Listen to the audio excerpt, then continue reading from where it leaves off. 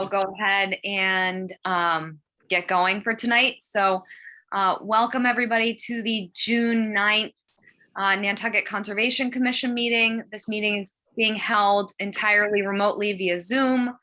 So everybody is participating in their own homes or offices on their own devices. I just want to remind everybody to please mute your device when you're not speaking so that you're not picked up by the meeting recording and you don't distract the conversation or our minutes taker. I also ask that anybody wishing to speak, please raise your hand either in your camera window or virtually and wait to be called on or recognized. And please state your name before you speak. The same goes for anybody participating via YouTube. If you have comment, please state your name before you make that comment. With that, I will open up the meeting under public meeting, public comment on items not being heard this evening. It looks like we have Burton Balkind. Yes, Madam Chair. I am before you on this section of the meeting to talk. I took a training, Fundamentals of Conservation Commission Training, Unit 101 recently. It was interesting class and talked about 5 fundamentals of Conservation Commission. But the one I want to talk about right now is it was number 2. It was the structure and operations of the Conservation Commission. And in that section, the instructor, Michelle Frazenda, mentioned that all participants that are actually commissioners that are in the meeting should have if the camera is operable and on, you should be able to see them. And she said that's like the standard operating procedure from the state. Now, I have her email if anyone would like to reach out to her for specific questions, but I just thought it was important to raise up as I think it's important to have as much transparency as possible in these meetings. And it was a great class, and I encourage any commissions or any people. I think some commissions have taken the class just to do it. It's a good program, the whole certification. Thank you, Chair, and thank you, Board, for letting me say that. Thank you, Burton. Does anybody have any questions for Burton about the class or anything? Easy one.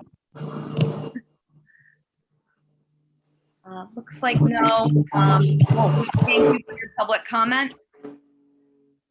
And I'll just check YouTube and make sure there's no comment there. It looks like we are clear on YouTube without public comment. So at this point, I will run through tonight's continuances.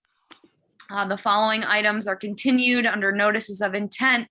We have Brant Point Club LLC at 6 and 8 North Beach Street and 4 Dolphin Court, which is continued until June 23rd. We have Kane at 12 Pond Road, continued until June 23rd. We have Ackhang 10 LLC at 21 Meter Street, continued until June 23rd. And that looks to be it for our continuances. Ashley? Yes. Santos, I have 2 continuances also that I guess didn't make it to the agenda here. Could I give you those? Yes, go ahead. Number 1, 13 Commercial Street LLC, under notice of intent. Yes. And under amended orders of condition number 1, Phillips. Okay, and when are those continuing to, Paul? We'll do both on 6/23. Okay. So 13 Commercial Street LLC at 13 Commercial Street will continue until June 23rd. And under amended orders of conditions, Phillips trustee at 19 East Tristram's Ave will also continue until June 23rd. Thank you, Paul. Thank you, Ashley. Then we will begin tonight's meeting with Lairman Dynasty Trust at 18 Washing Pond Road, represented by Mark Ritz. Good afternoon, Mark Ritz from Site Design representing the applicants. I'm joined by Dan Malloy and Dan Bailey on this. At the last meeting, members of the commission had requested that we prepare a plan showing access stairway that would allow access over the groins, across the bulkhead, et cetera. We came up with one version, which we submitted to the commission about a week ago. And we have since received some comments on that. Let me go through this version quickly, and we have an alternate as well. Because of where we're situated with respect to the property line on the eastern groin, you can see the property line continuing down the page. We don't have a lot of room to run stairs in an east-west direction. So what we had designed for that groin was a set of stairs that starts at the bulkhead, goes up the groin in a seaward direction, and there's a platform on top where you can cross the groin, and a set of stairs that goes down the other side and takes you back towards shore, depositing you as close to shore as possible. On the western groin, we simply had stairs that paralleled the existing bulkhead there because we have room to work there. We received some comment on this plan that I guess some people had some issues with it. So we've prepared a second plan, which we just sent to Jeff recently, if you wouldn't mind throwing that one up for us. What this one has is a single stair on the western groin, which gets you to the top of the bulkhead. And then on the eastern groin, there is a platform that extends out seaward along the top of the groin, where the stairs start and then lead you back in a landward direction, depositing you again as close to the groin as possible. You know, in as little water, or as you know, basically as close to shore as possible. So given the limitations of what we have for property on the eastern side, these were the two best scenarios that we could prepare. And with that, I'd be happy to answer any questions.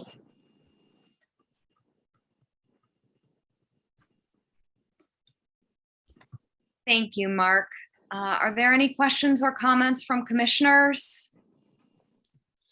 There are, Madam Chair. Okay, go ahead, Ian. Thank you.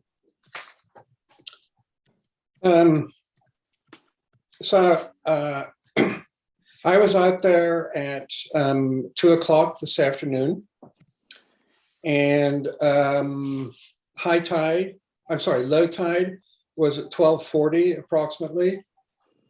And already I could only just get around the western groin, and the water was knee deep at the eastern end of the straight part of the bulkhead.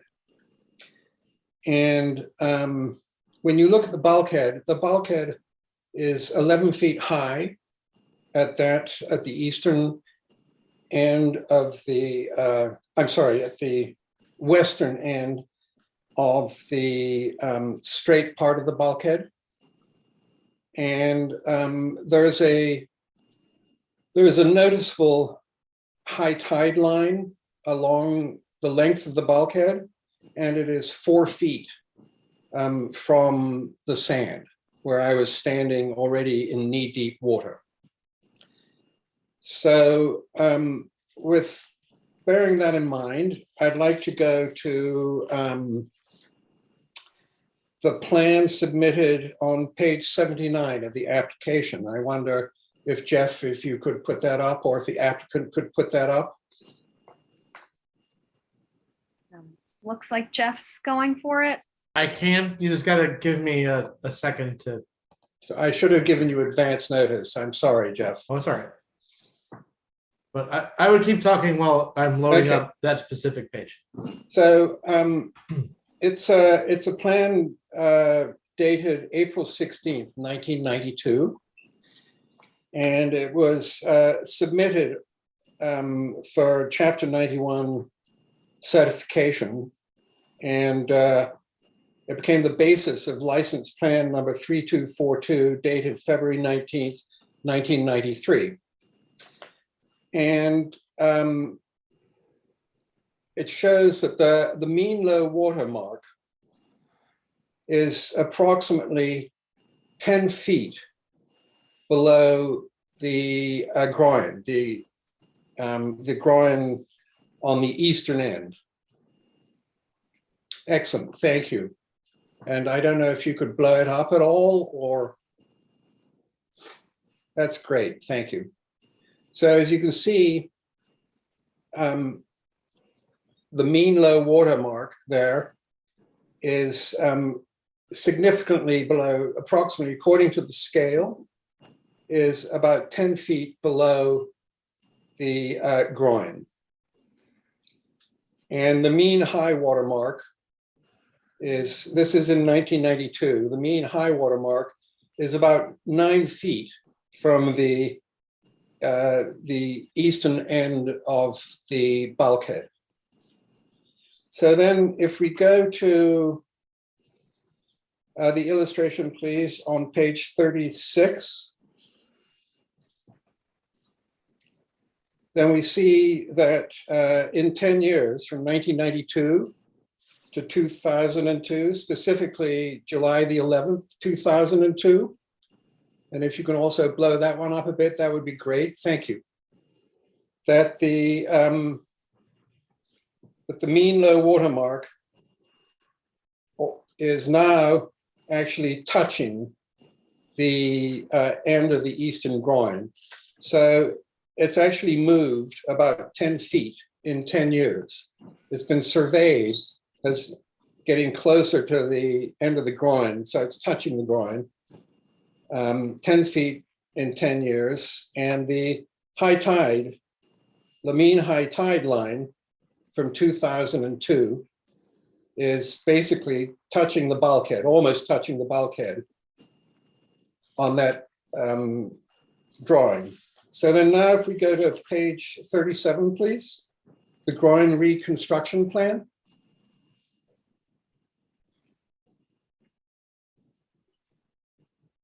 So, thank you. So the mean high watermark that doesn't have a date on it is in fact the same mean high watermark that was shown, surveyed 20 years earlier as being in that position. And it is absolutely clear that that is completely out of date. So apart from my own observation and some of the photographs that the applicant was kind enough to provide, I asked myself, surely this is, it would, and please advise me, perhaps I don't know if I should ask you, Jeff, through the chair, but surely now the reconstruction of this groin on the eastern end is completely different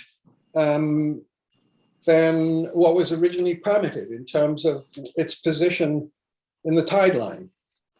And so I would have thought we would actually need to ask the relevant authority whether or not it needs a new Chapter 91 application. So that is my 2 cents. Although I suppose if I may continue, Ashley. Yep, But, go ahead, Ian. I would have thought for in terms of the statutory access that a stair would have to be provided over the over what is known the existing stone gabions, because there's absolutely no way under the existing conditions that you're going to be able to pass at anything except extreme low tide. Thank you. And so that was a question to Jeff. Yes. Jeff, do you have an answer about kind of reapplying, I guess, for Chapter 91, essentially, right, Ian, is what you were asking? Yes, in other words, it's so far removed from when the first license was granted as to make it moot. That when the original license was granted in 1992, there was clearly 10 feet around the eastern end of the groin at low tide. Now there's, you can't even get around it. You can't even get around the bulkhead at low tide, let alone the groin. Uh, Jeff, I'll give it over to you.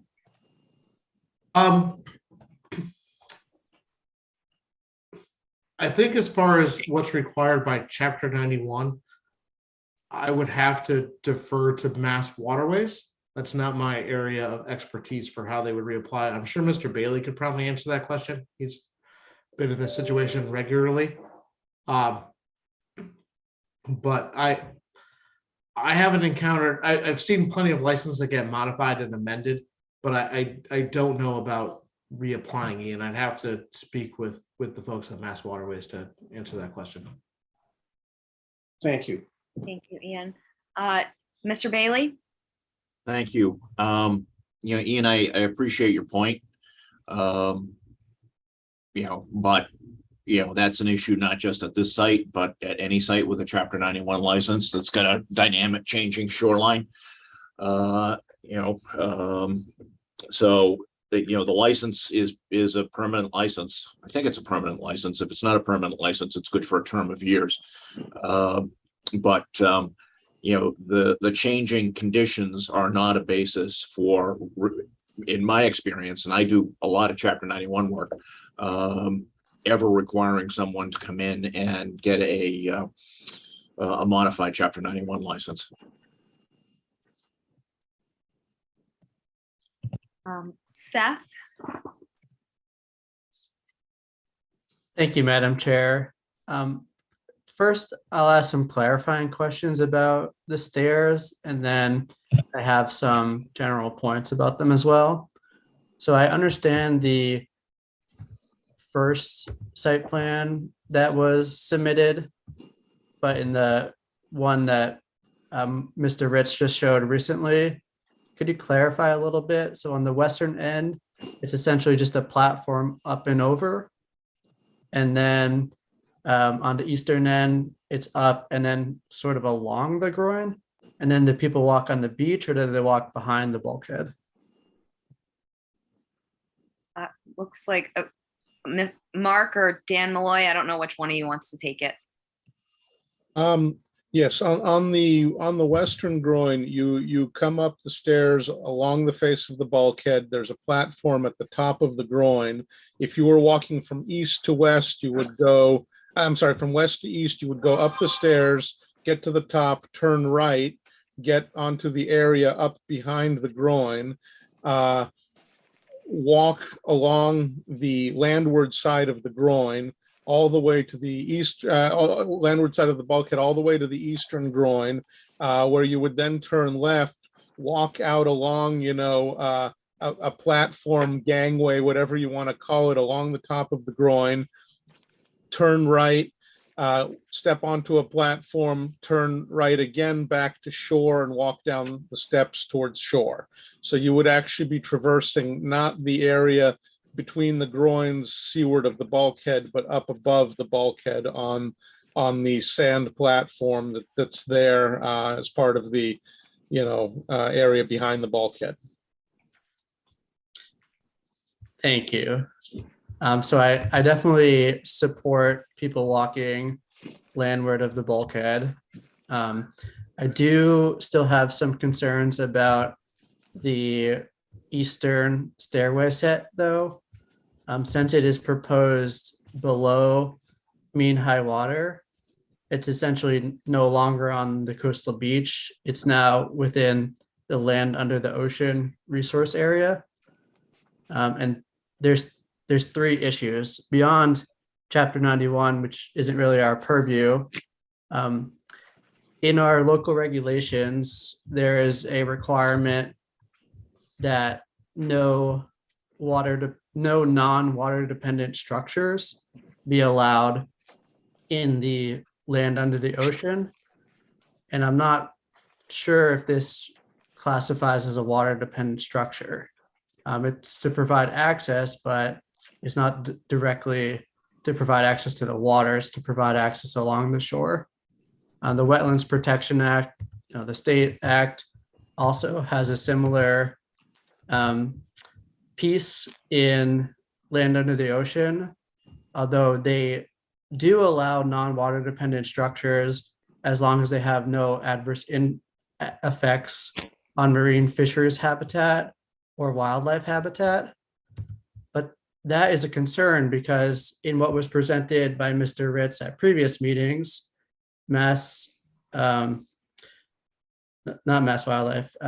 of Marine Fisheries indicated that any extension, let's say of the beach or of living shorelines beyond where the current area of bulkhead is, would have an adverse impact to fisheries. I think it was shellfish in particular. So it would seem to me that putting a structure, a stair set in the land under the ocean would have also an adverse impact. I think there's a bit of concern on my end about the location of that stair set. And I do see that on the site plan that the eastern end of the property is very constrained. But I think we have a regulatory requirement to uphold and require that you fit that stair set somehow into the area that's not within the land under the ocean. Thank you. Thank you, Seth. Mark Ritz, and then Maureen, I'll go to you. We could provide a very simple fix to that. The stairway can be affixed to the bulkhead, to the groin, excuse me, and that bottom step, the bottom of the bottom step can be at the mean high water elevation. And when there's insufficient sand beneath it, it'll be above the sand surface, so it won't be a structure and land under the ocean. When there's more sand there and mean high water moves in a seaward direction, then the stairs will be above mean high water. Thank you. Maureen? Yes, first, I guess this was discussed at the meeting 2 weeks ago. Another discussion about this, I believe, and looking at, going through the minutes. So I hope I'm still eligible to comment on this. First, I'd like to say that I agree with Commissioner Engelborg's analysis. I think this is just a situation where kind of so much time has passed since there was a structure that was protectable under state and Nantucket statutes, regulations, that we now have, and this goes back to the issue of whether there is something to protect with this. And I wasn't clear from what I looked at from last time's meeting, that from what town council said, that it's clear that this structure would be grandfathered. So I guess that's a question I have, have we, if you will, decided that we believe the structure, this protection structure, which isn't protecting anything anymore, deserves further life, I guess? Have we made that decision? Because I wasn't clear to me from what I saw from last week. So I don't know, Ashley or Ian or whoever, somebody. Yeah, I mean, we haven't discussed it ad nauseum, I guess. I think we maybe have differing opinions, but Ian, go ahead.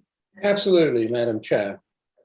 So I have the attached documents, which I can certainly ask Jeff to put up, as I believe I sent it in an email dated May 14th, 2022. Or I can just, so the certificate of appropriateness and building permit for removing the existing building was in 1994. Specifically, it's certificate number 25365, issued on March the 8th, 1994. The building permit to construct a new building with final sign off on July 16th, 1996 is dated, if you want the dates, I'm happy to give them to you. It is dated April 27th, 1990. No, I beg your pardon. September 7th, 1994. and the final sign off was in July 16th, 1996. And the aerials from 1993 and 2000 show completely different footprints. So it clearly has absolutely no claim to statutory protection. And correct me if I'm wrong, but Dan, I don't think you were ever claiming that, were you?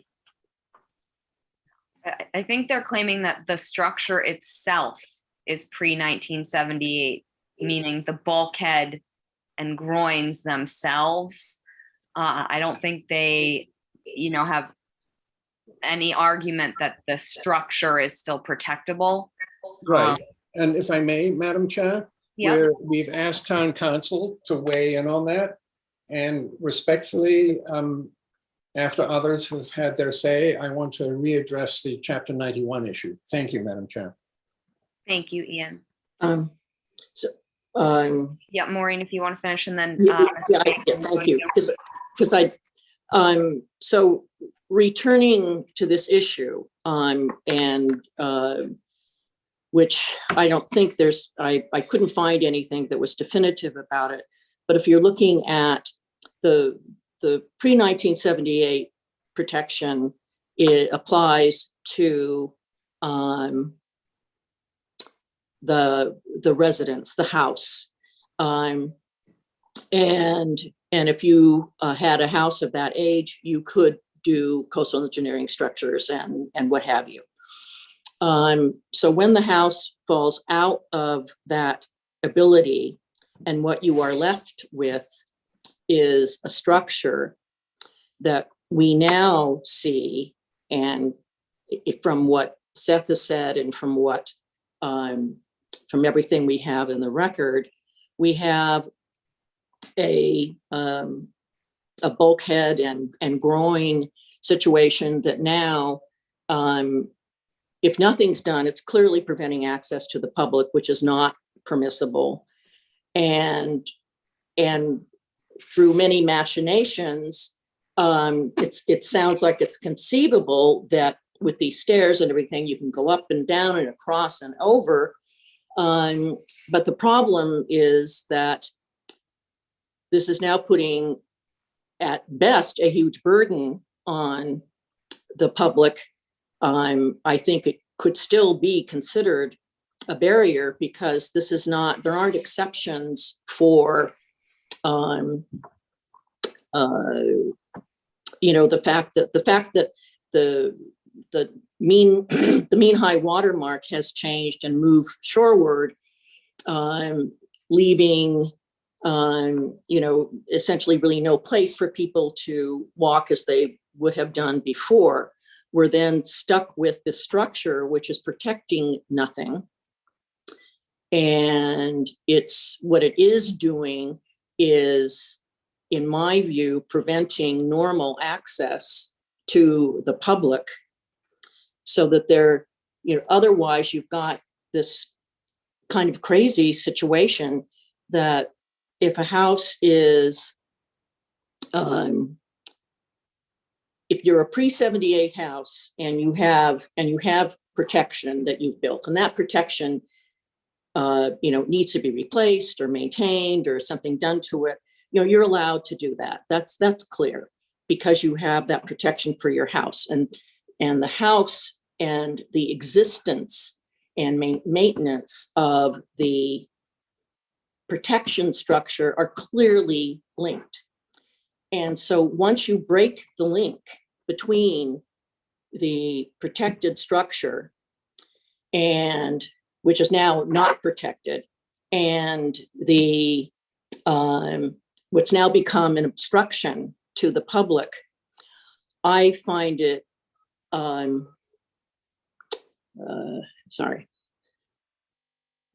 I find it nonsensical, practically, that we would say, oh yes, you can do this, and you can cobble together some kind of access for the public, but kind of what is the point of this? And this is why I think we really need an opinion of council that is clear about this. And I know there was, I believe, Jeff, you checked with the with the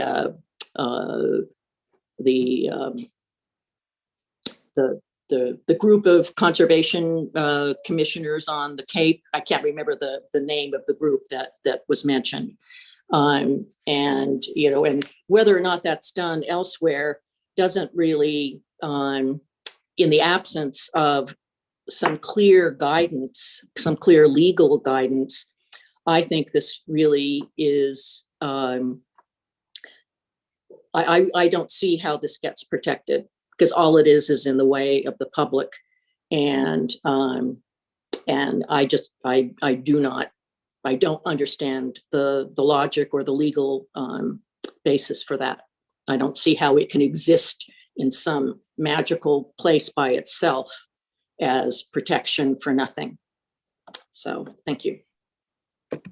Thank you, Maureen. Dan Bailey, I know you had your hand up. Go ahead.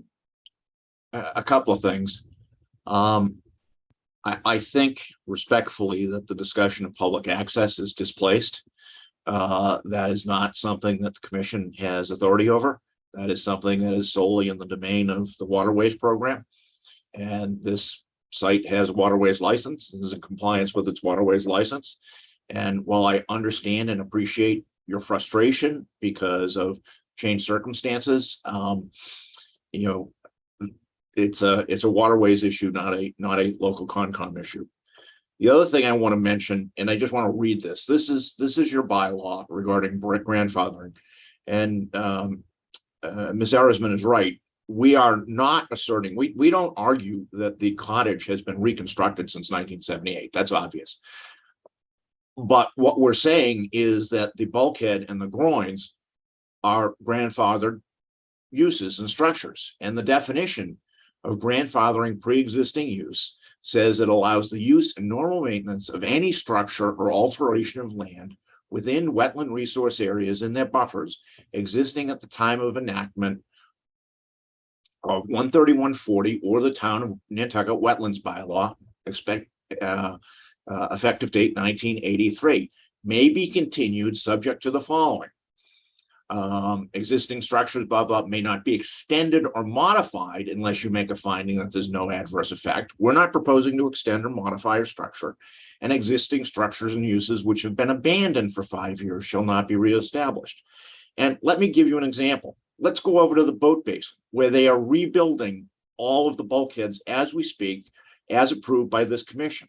Let's look at Crew. There's no question that Crew has had improvements that increased the value of it by more than 20% since those bulkheads were installed back in the 60s. I am positive that this question did not come up when it came time to ask about reconstruction of bulkheads in the boat basin.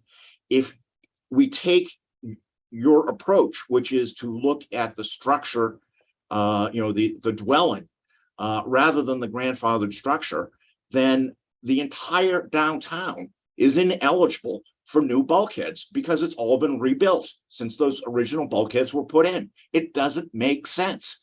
Yes, I know this is a tough spot, okay? And things are eroding around it. It sticks out like a sore thumb, or as other analogies have been used. But you can't pick and choose about how you apply the regulations. It's got to be consistent. Thank you. Thank you, Mr. Bailey. Ian, go ahead.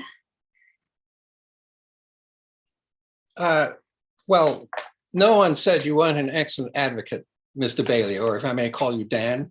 But of course, it's a case-by-case basis. I mean, and that's why you ask for waivers. And there's no comparison between the bulkhead downtown and, as you say yourself, something that is sticking out like a sore thumb.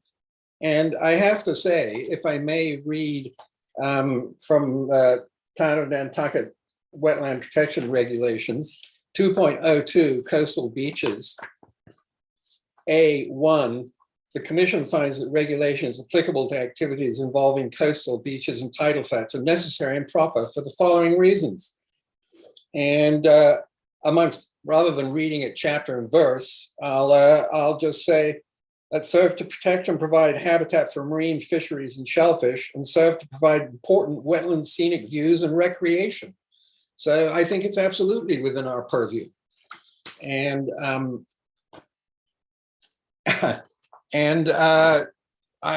we've asked Jeff formally to get an opinion from town council. And I think Maureen has argued, from my perspective, exactly why. I respectfully disagree with your analysis, Mr. Dan, that, you know, that the bulkhead itself is entitled to protection. And I would like to go one step further and say that conditions have changed so completely that I think we need a judgment from the requisite authorities as to whether there's any compelling reason that we should approve the rebuilding of this. And having said that, I very much appreciate your efforts to allow the public to have access. And I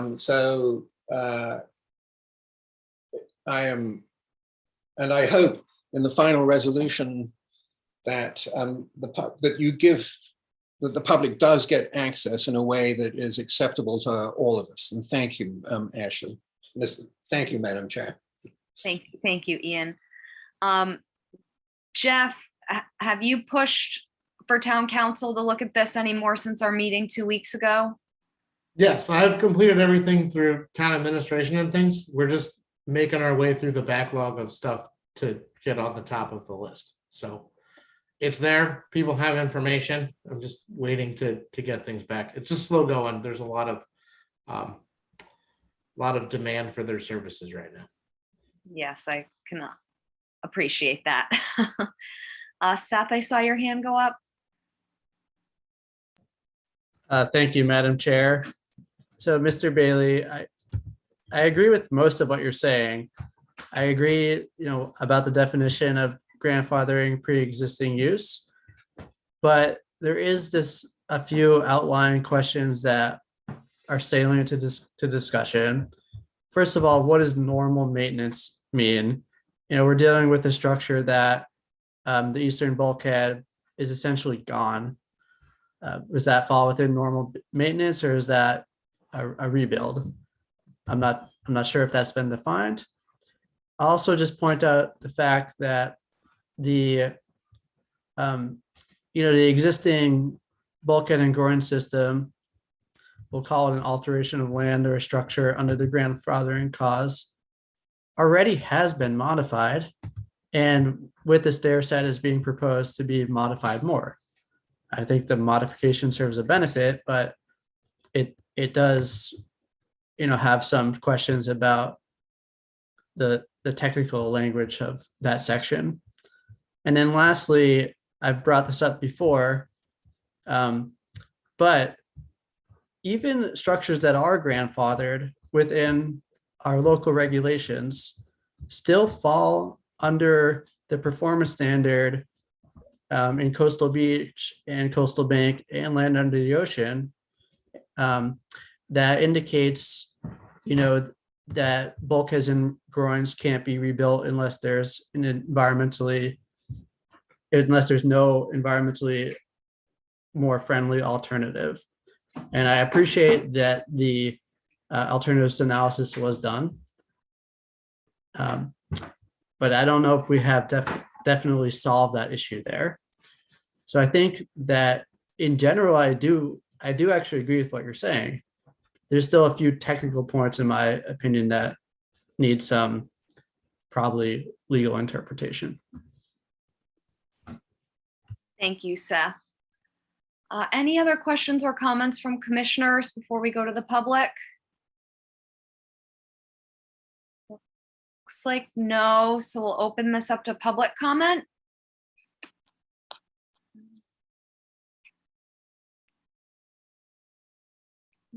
Does not appear that we have any public comment on YouTube. There are definitely still some outlying questions with the commission. So, Jeff, I know that there's a backlog for town council. Do you think it would be reasonable to assume they'd get to us in the next 2 weeks?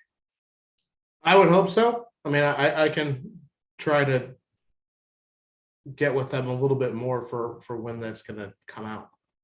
Okay, Or I know at least from our local end, we had a active court case unrelated to Sconset, but a separate one, the one for Lily Street, that they were prioritizing for us because we had statutory deadlines for that that they've been working through. And then there are a few others for other municipalities, obviously. So we're in the queue. I can try to get a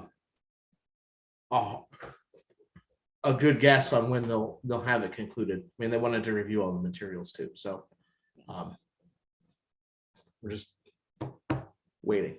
yeah, I'm just asking because there's, at least half the commission kind of waiting on that. So, Mark, it's up to you guys if you want to try and close, but again, I think there's half the commission that is waiting for a town council opinion at this point.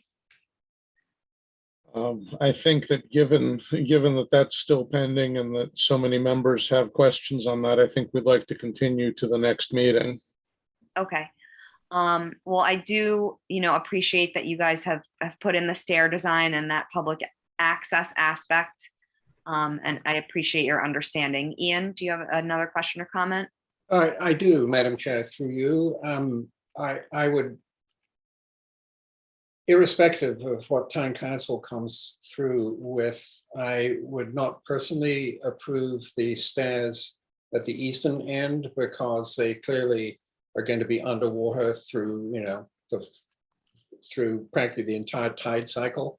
And so I would ask for an alternative stairs to take that into account, please.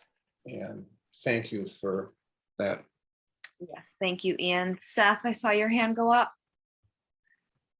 Thank you, Madam Chair. Yes, if the applicant is going to continue anyways, to me, what Mr. Ritz said about, kind of attaching the stairs to the groin seems like a reasonable alternative, but I'd like to see that updated and referenced on the plan so that we know that's actually what's happening.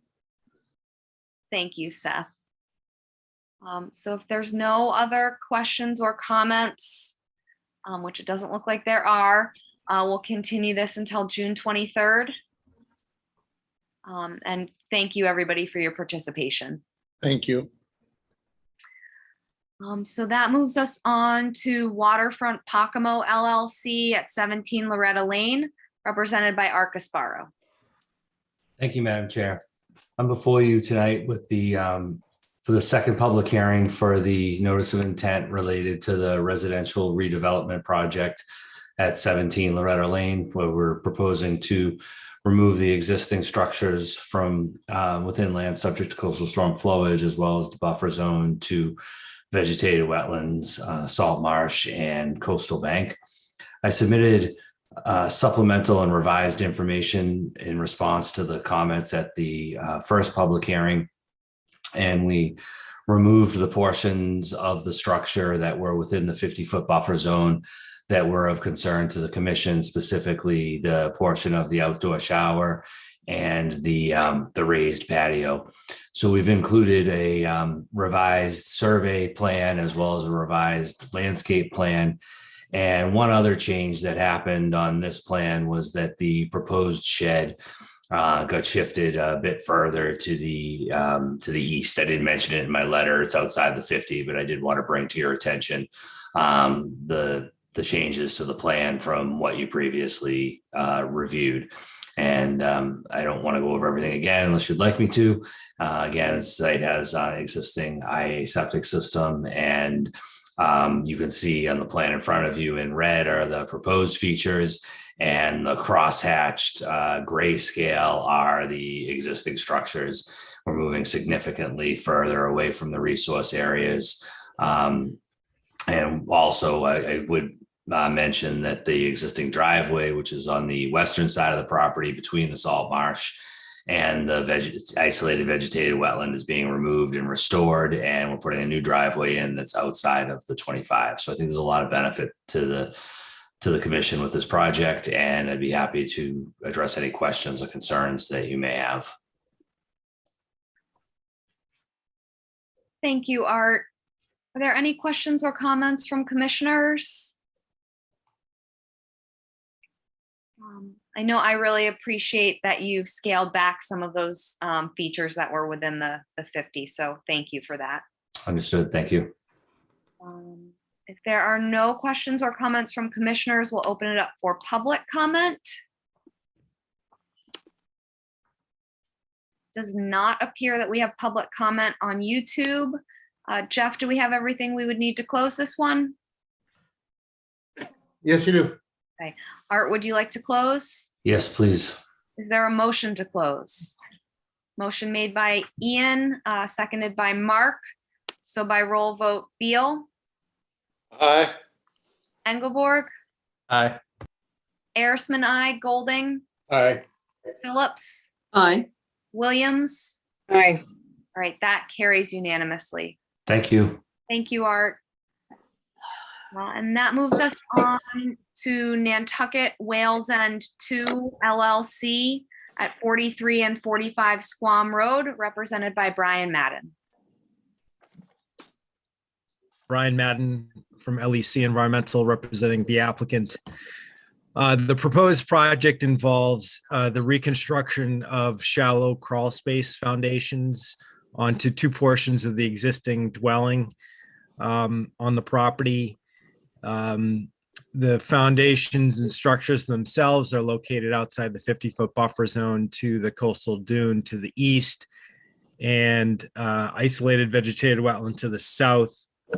The work is located greater than 100 feet away from BVW associated with Swan Pond to the north. And so these portions of the structures that we've bolded out, it's the northern section and then the middle section. The middle section was constructed in the 60s, and the northern portion was brought onto the property, I believe, sometime in the 70s. But the assessor's records call that house as dating back to 1930. So I believe it may have been a move on. The southerly portion of the structure that we're not touching was constructed in the late 80s and is currently on a shallow crawl space foundation, is structurally sound. So there's not a need to address that portion of the structure, whereas the two northern halves of the dwelling have some structural deficiencies and need to be upgraded, just with the a shallow crawl space, basically a replace in kind. The footings themselves are going to be above high groundwater, documented at elevation 8.8, but it is within that 2 feet separation zone, but there's not going to be any intrusion into high groundwater, and there's no change in elevations associated with the structure themselves. And as I previously said, they're located outside the 50-foot buffer zone, no work within the 25-foot. So the only waiver is the request for that 2-foot separation. I'll turn over to questions. Thank you, Brian. Are there any questions or comments from commissioners? Ian? Thank you, Madam Chair. So, Brian, I'm a bit puzzled because there doesn't seem to be any mention of the proposed pool to the north. What did I misunderstand here? Yeah, sorry. We had already received approval for that back last year. So what was the issue with Grant? Was there any issue with water separation? No, the pool was designed so it was meeting the 2-foot separation. Oh dear, my fading memory. Thank you for that No problem. reminder. Any other questions or comments from commissioners? Maureen, are you asking a question? Okay. So if there aren't any other questions or comments from commissioners, we'll open it up for public comment. Does not appear that we have any public comment at this point. So Jeff, do we have everything we would need to close? Yes, you do. Brian, would you like to close? Please. Is there a motion to close? Motion made by Maureen. Is there a second? Seconded by Linda. So by roll vote, Beal, Aye. Engelborg, Aye. Arisman, I, Golding, Aye. Phillips, Aye. Williams. Well, Linda, I think you're muted. Oh, no, there you go. Aye. All right, perfect. So that carries unanimously.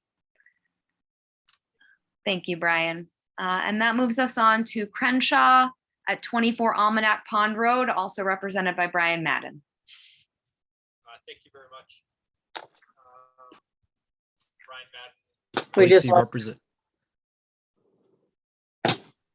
Brian Madden from LEC representing the applicant. This site has been previously, before you were doing some active vegetative monitoring for the reestablishment of vegetation that was previously cut. We're in our second year of monitoring right now, and we'll be submitting a secondary monitoring report ahead of the next meeting.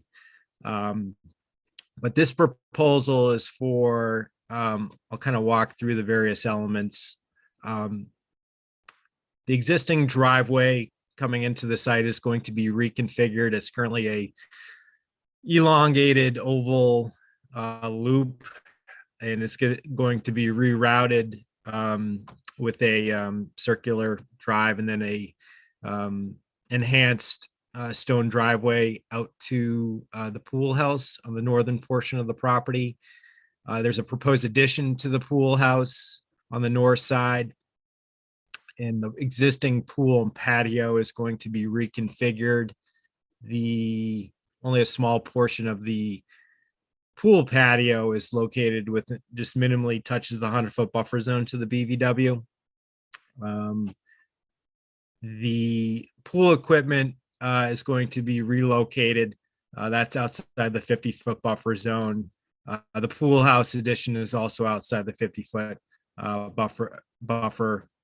The bottom of the foundation for the pool addition meets the 2-foot separation to high groundwater. That pool addition sits on a relatively topographic high point of the property at elevation 22, and the top of the foundation is elevation 24, whereas the wetland elevation is down below around elevation 12. The pool house addition is partially located within the mapped flood zone that is a that does not have a base flood elevation. It is a undefined flood zone elevation, a zone A. But just to put it into context, the closest flood zone elevation where there is a known elevation is elevation 8 at Pulpus Road, a little bit to the north. The existing old cranberry bogs are at elevation 8 to 10. And again, the wetland boundary varies between elevation 12 to 14. So the base flood elevation, while not determined in this specific area around the bogs, it doesn't follow the actual contours. So while it's within that mapped flood zone, it's not actually within flood zone elevation. And prior to issuance of a building permit, there will be a letter of map amendment to that effect with FEMA confirming that. Would be a requirement through the building department. Some other aspects of the project that are being proposed, there's a upgraded septic system with an IA component that's located outside the 100-foot buffer zone to the on and off-site wetlands. And then there's a proposed office barn located south of the existing dwelling. That barn office structure will be on slab. It is outside the 50-foot buffer zone to the structure, to the wetlands. And then there's a split rail fencing proposed around a portion of the property itself. So as proposed, there are no waivers required for the project. And with that, I'll turn it over to questions. Thank you, Brian. Ian, I think I saw your hand up. You did. So at the risk of making a fool of myself again, Brian, it still says proposed pool on this one too.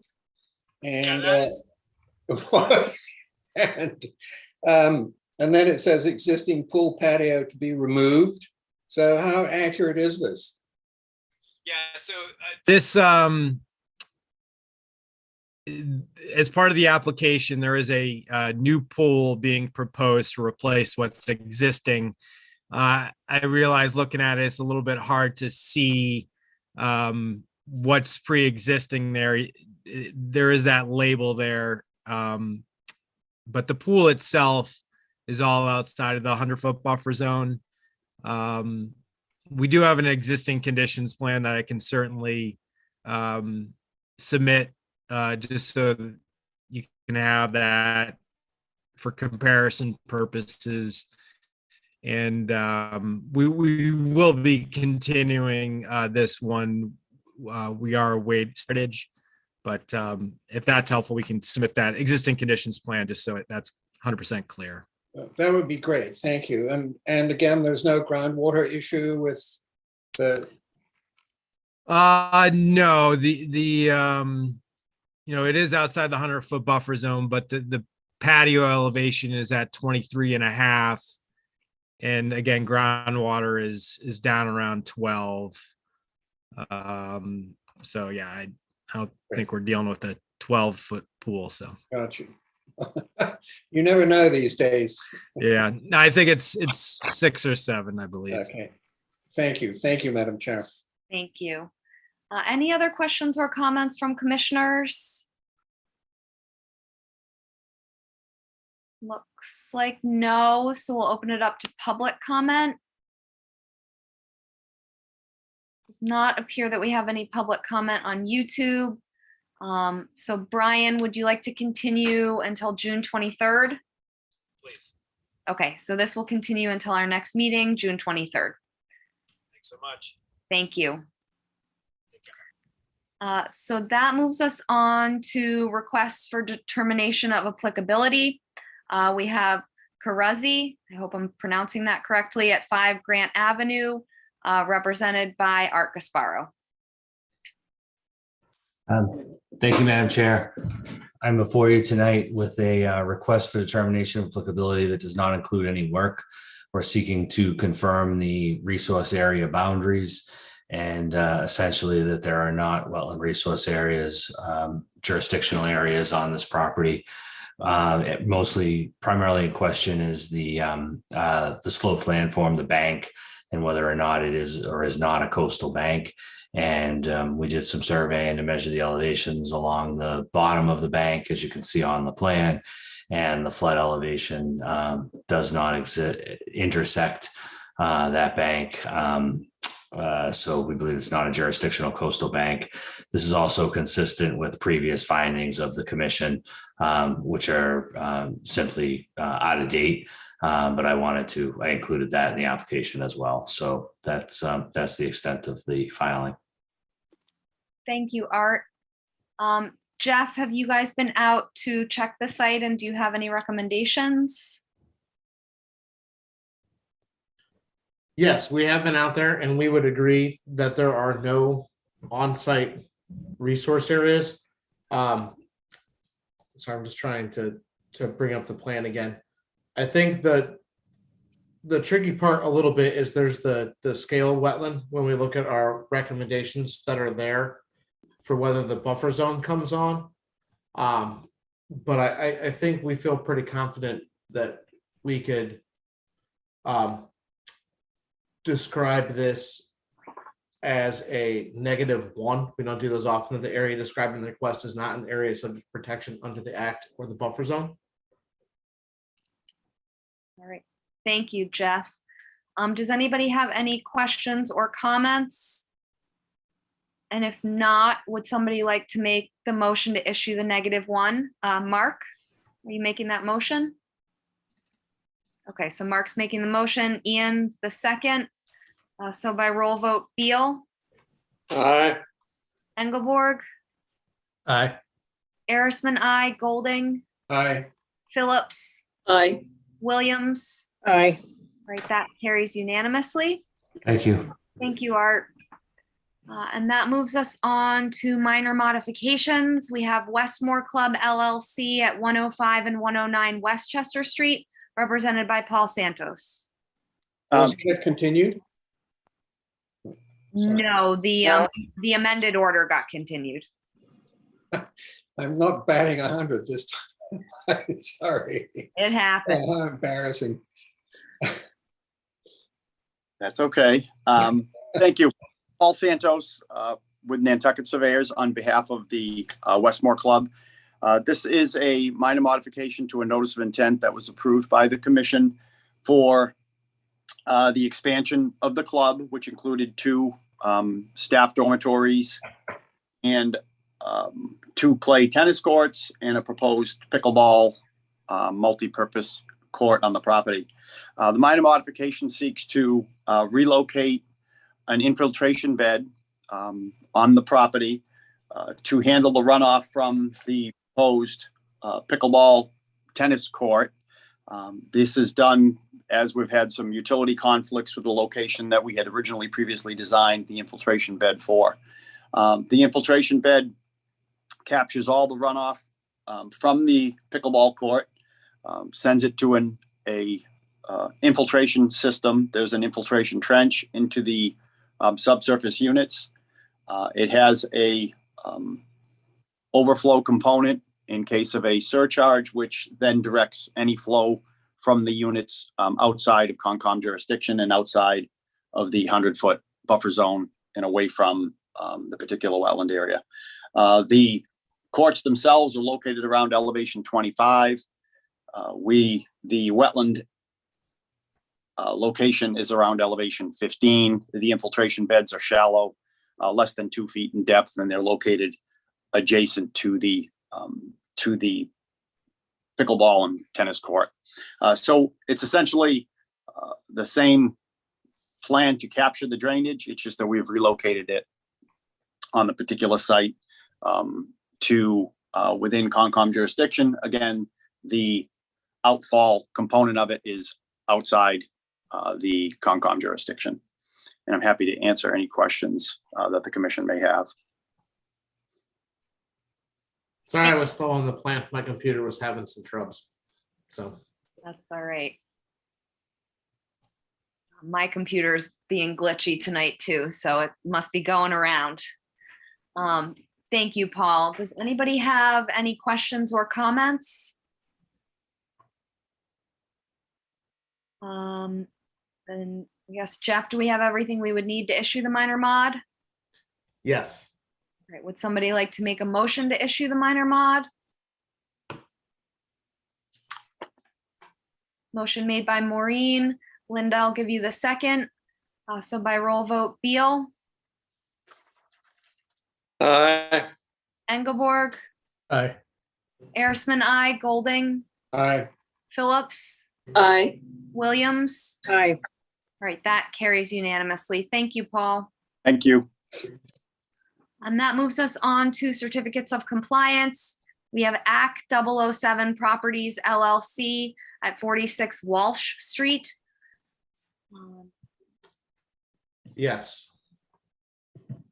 So this was for the kind of residential redevelopment of that lot. It's for work within the flood zone. We found the work to be done in compliance, no significant grade changes on the lot, and are recommending that it could be issued without any ongoing conditions. Thank you, Jeff. If there are no questions or comments, would somebody like to make a motion to issue the cert? Linda, I'll give you that motion. Is there a second? seconded by Seth. So by roll vote, Beal, Aye. Engelborg, Aye. Arisman, I, Golding, Aye. Phillips, Aye. Williams. Aye. Right, that carries unanimously. And that moves us on to 1 James Street Trust at 53 Walsh Street. Yes, this was for the construction of some additions on the existing structure. Came into us once before, and we had to do some extra permitting for some work that hadn't been included in the permit, and that was all rectified. So I would say now the site is in compliance, and we could issue the certificate of compliance. Thank you, Jeff. If there aren't any questions, would somebody like to make a motion to issue the cert? So moved. I think Mark got you on that one, but I'll give you the second. So by roll vote, Beal, Aye. Engelborg, Aye. Arisman, I, Golding, Aye. Phillips, Aye. Williams. Aye. Right, that carries unanimously. And that moves us on to orders of conditions. Jeff sent these out earlier. And we will begin with Waterfront Pacomo LLC at 17 Loretta Lane.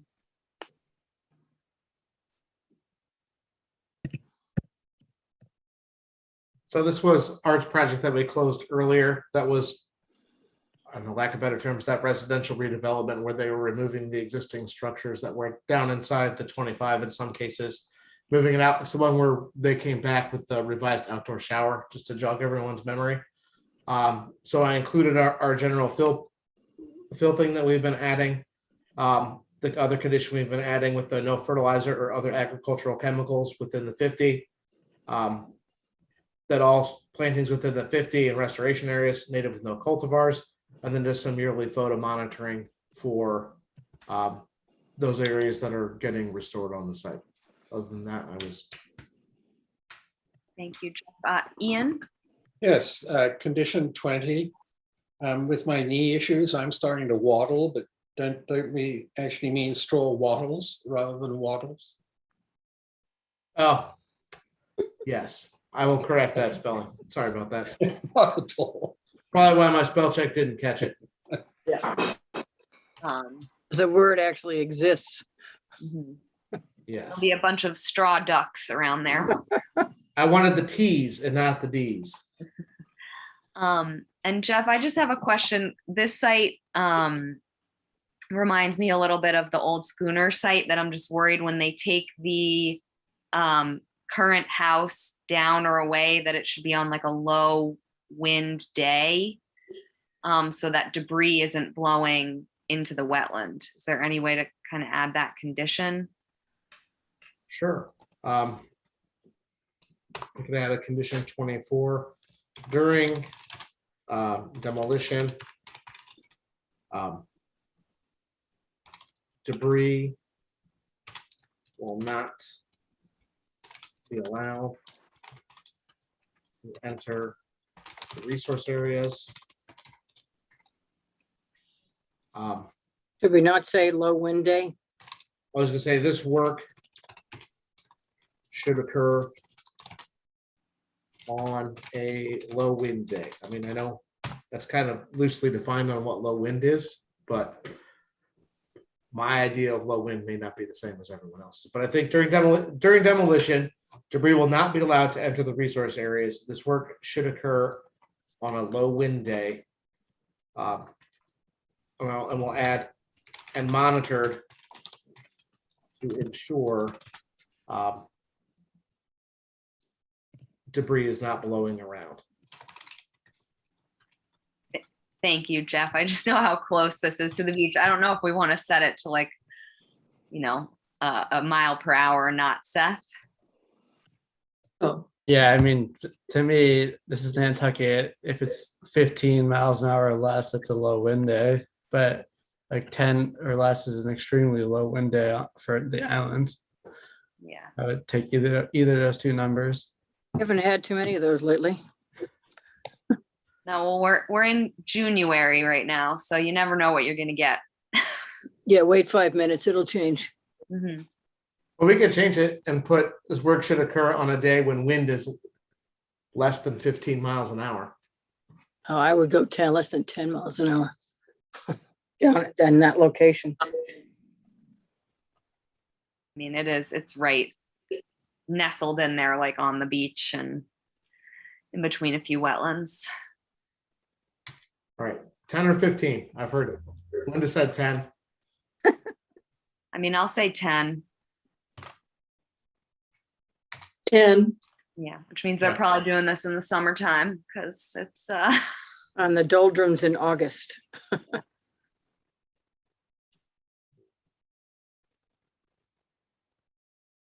All right, 10 it is.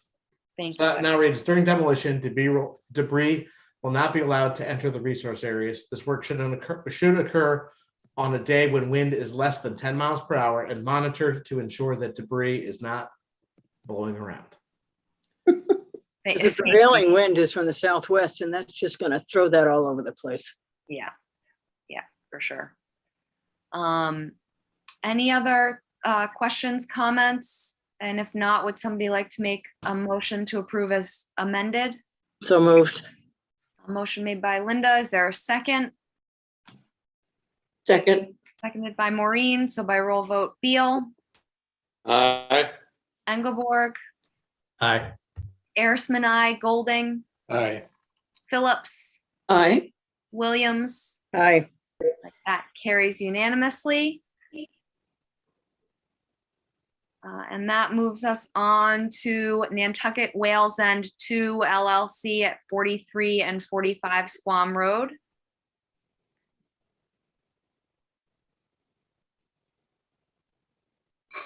Pages.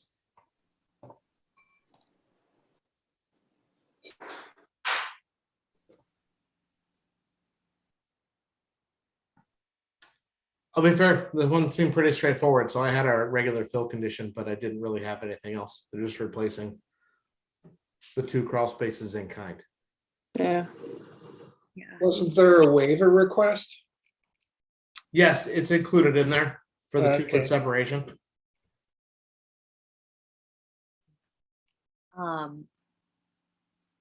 Any questions or comments? Not, would somebody like to make a motion to approve as drafted? Ian? Sure. All right, making that motion. Mark, I'll give you the second. So by roll vote, Beal, Aye. Engelborg, Aye. Arisman, I, Golding, Aye. Phillips, Aye. Williams. Aye. All right, that carries unanimously. Jeff, I know sometimes you sneaky draft an order while we're in the meeting, not this time. Well, we didn't close anything else. Oh, I thought we closed Crenshaw. Nope, we have to wait for Wait natural for heritage. That heritage. one's continued. Yeah, Sorry. that continued. I Right. would have drafted one had we not had heritage probably for that project. But Nope. Somehow I wrote it on my list and I shouldn't have. So there you go. wishful thinking. It's Yep. called Zoom contagion. Right. End of the school year, everything's piling up. All right. So that moves us on to extension of orders. We have Johnson at 25 Old North Wharf. So I gave Carlos the night off. He called if he needed to be here, and I wasn't sure how long it would be. This project that they started was for the replacement of some of the foundation pilings for the cottages along North Wharf. And they have started some of those, but they haven't finished. So they are requesting I want to make sure I get the date correct. They are requesting, I believe, the 3 1-year extensions. Yes, the 3 1-year extensions to complete that work. Thank you, Jeff. Are there any questions or comments from commissioners? Seth? Thank you, Madam Chair. To Jeff, if I may, is this a project that was told by the acts of 2020? Because if not, their permit is going to expire in about 10 days, which is less than the 30 days timely extension request that's in our bylaw. Yes, no, they were told by the state of emergency.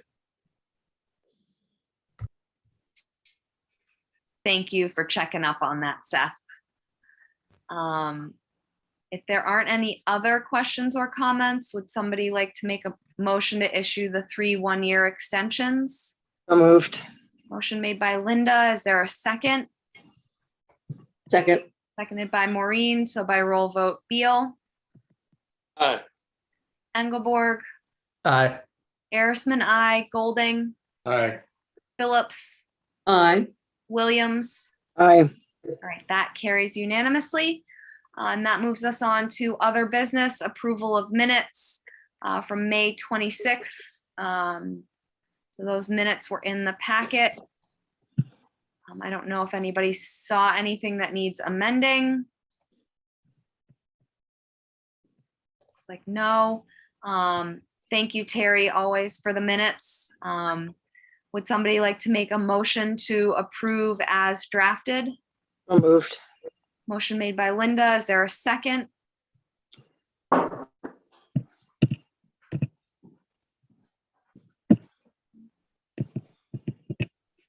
I'll go ahead and second. I read through them this afternoon. So by roll vote, Beal, Aye. Engelborg, Aye. Arisman, I, Golding, I abstain as I wasn't present for that meeting. perfect. Phillips, Same as Ian. okay. Williams. Aye. All right, so that carries with Commissioners Golding and Phillips abstaining. And that moves us on to discussion of regulatory update. So I just wanted to do a quick one here is we've gotten a lot of suggestions in from a lot of different people and we've compiled all of those up. I didn't know if we wanted to try to schedule a discussion to run through all of those changes. Because I know it's a lot with a regular agenda to go through. Yeah, I mean, I think we should probably schedule a separate time. I just want to make sure we can feasibly do that. Well, and also, Jeff, you haven't posted the amended? We've sent them around and they were up and we had an issue and they got taken back down, but we'll have them back up tomorrow. Great, thank you. So Jeff, I don't know, do you have dates in mind? So one thought I had, and it kind of leads into a later topic a little bit, is I know Mr. Timon has requested an executive session next Tuesday or Wednesday to go over the I can't think of the right word. The appeal of the enforcement order. I'm sorry about that. My brain just spaced out there. I didn't know if we wanted to set kind of a loose time for executive session to start, if we wanted to potentially start a little earlier to get into the regulations a little bit. So if we wanted to set executive session for like Wednesday at, let's say Wednesday at 5, that if we wanted to start, we could start with the regulations at like 4 or vice versa a little bit to get a little jump on them. Was one option that we had, or we could just simply pick another day, or we could always, we don't have a lot of new things in for the next Monday's field viewings. Instead of field viewings before the next meeting, use that time to potentially go over regulations and then double into the meeting on the 23rd to review as well. Don't we have to have, Madam Chairman, don't we have to have a public hearing and notice to the public on changes to the regulations? So we have to have a public hearing to formally adopt those regulations. But I think to just have discussions, it can just be a posted meeting as long as no formal action is taken. All right, because I think we need to have a public hearing or a public meeting with the lawyers, engineers, surveyors, and so they can have comments before we vote on anything.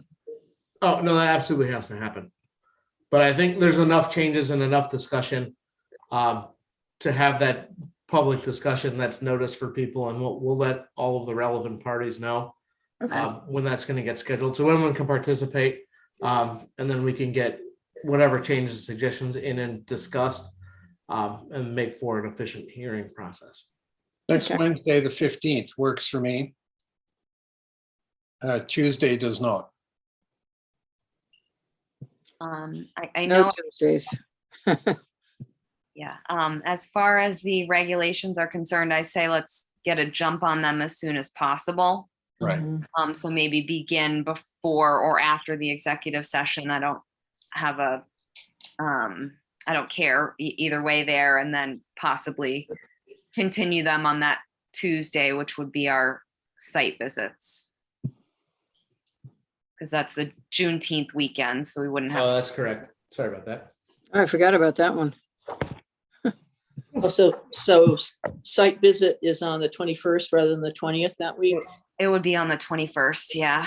Okay. Okay, I would miss that too unless it was early. So, And that's, Yeah, I have trouble with Tuesday nights because of the HDC. okay. And that's as well the day of the Superior Court date for us. Or we can always schedule a discussion for like Wednesday, the 22nd.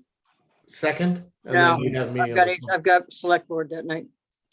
I guess that's appointment night too. So, I mean, if we wanted to do it next week, I mean, I'm pretty flexible next week. I don't have anything on the HDC agenda that I can think of for next week.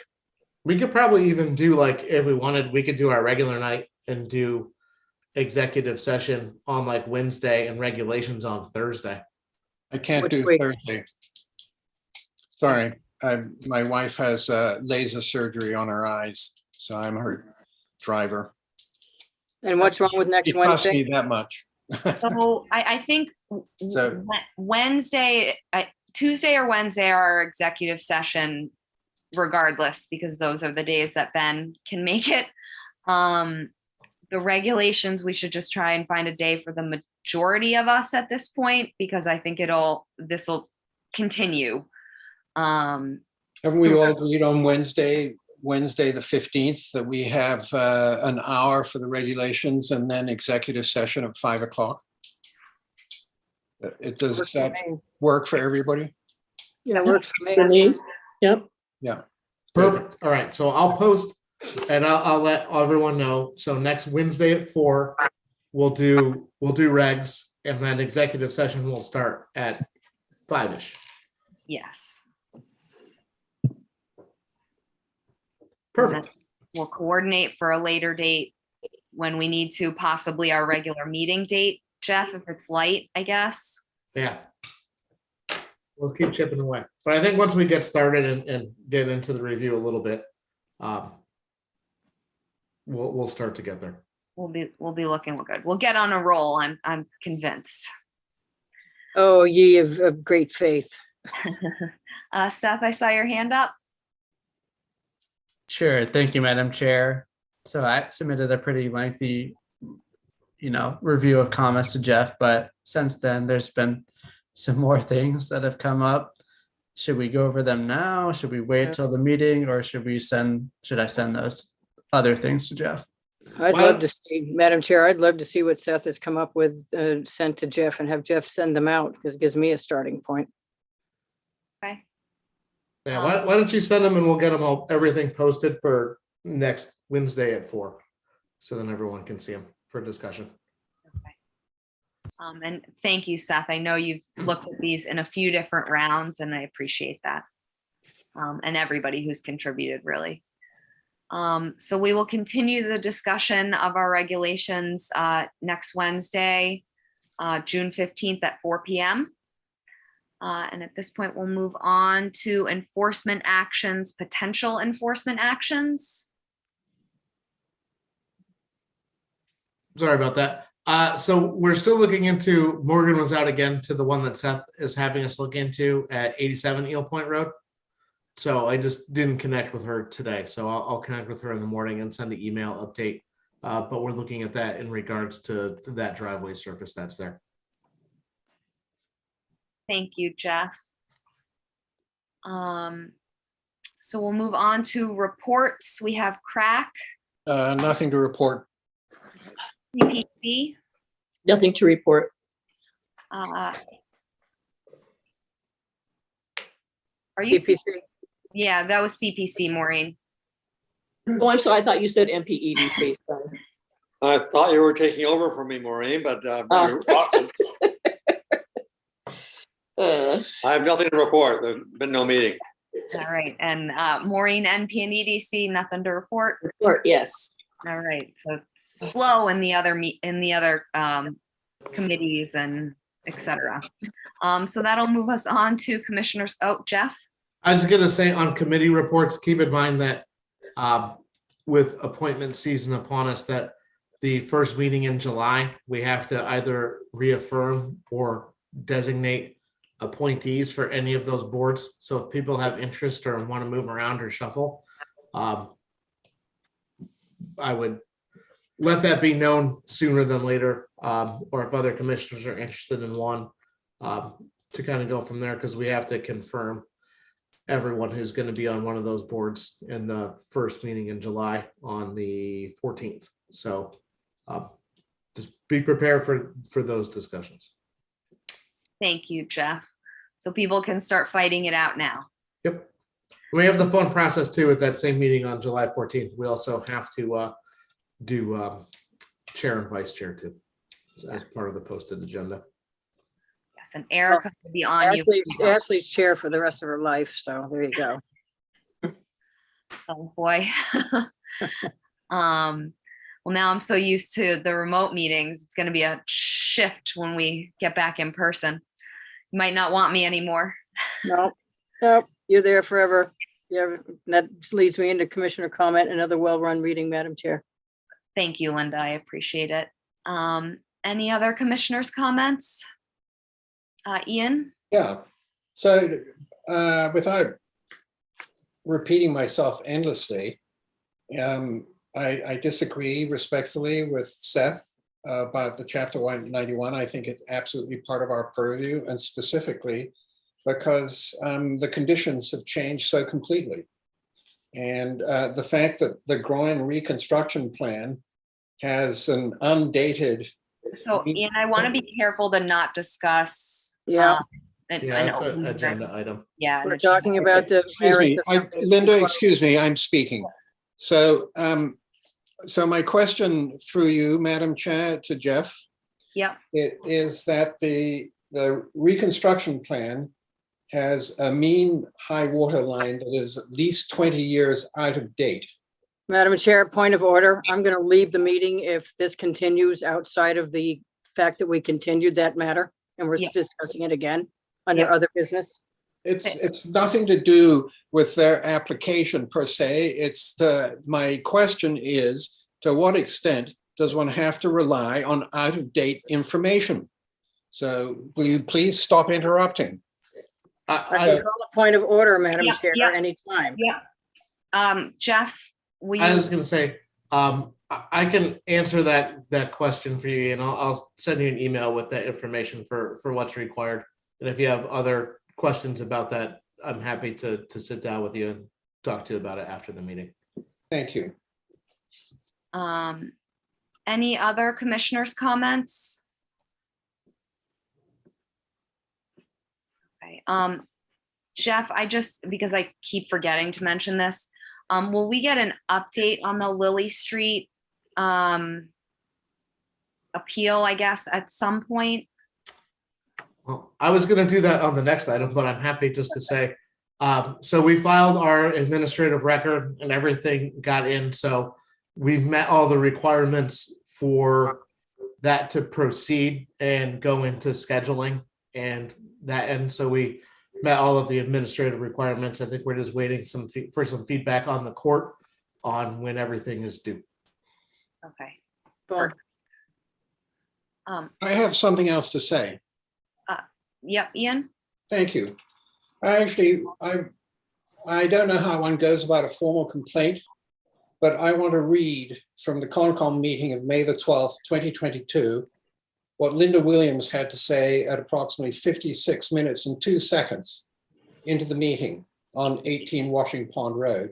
She said, I quote unquote. Ian, I'm worried that. Again, I'm going to raise a point of order. Yeah, we keep discussing this application, and I think we should not be talking about anything to do with that application during commissioners' comments. she's claimed something that was completely untrue, was It completely is not untrue, fictitious. but I don't want to debate it. We're not talking about that application right now, and I'm worried it'll get the commission into trouble if we continue to bring it up.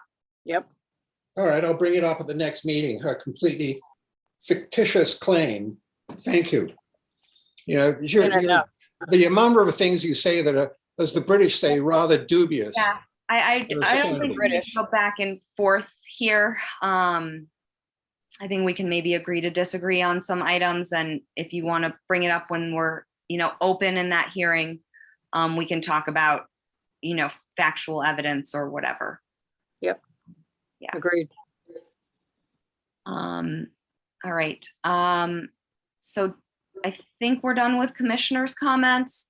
Jeff, do you have any other administrator staff reports? I'm good for right now. Cool. And we don't have executive session tonight because we'll have it next Wednesday. So at this point, would somebody like to make a motion to adjourn? So moved, Madam Chair. Second. Motion by Linda, seconded by Maureen. So by roll vote, Beal, Yay. Engelborg, Yeah. Arisman, I, Golding, Aye. Phillips, Aye. Williams. Aye. All right, that carries unanimously, and this meeting is adjourned. See you all next week at 4. Cool. Yep, I'll send out a reminder to everybody too, but thanks everyone for their time tonight. Thank you, Jeff. Good weekend. everybody. Good night, everybody. Night.